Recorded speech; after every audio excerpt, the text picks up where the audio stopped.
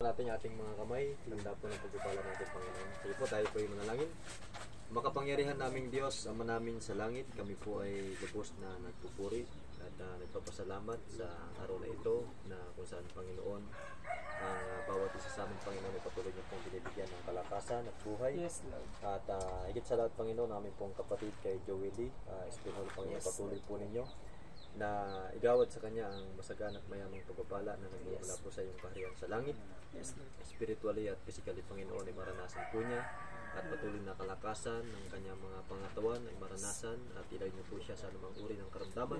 Gayon din po, Panginoon, ang buong pamilya, Panginoon, patuloy po ninyo na ingatan at gabayan, Panginoon. Gayon din po sa kanyang buhay, sa kanyang 12 years old, Panginoon, na pagdiriwang, kanyang kaarawan, Panginoon. At patuloy niyo po, Panginoon, na pagtagumpayin ang kanyang mga pangarap sa buhay hanggang sa kanyang paglaki, Panginoon.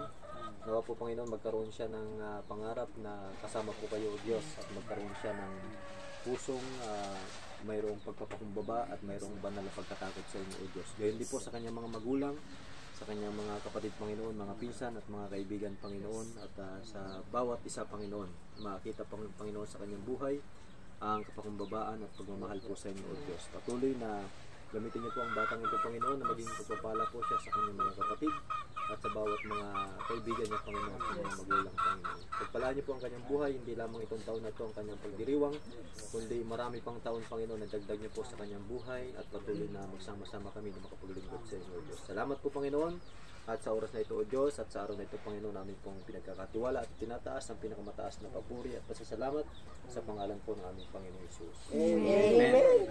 Kain na po. Kain na po.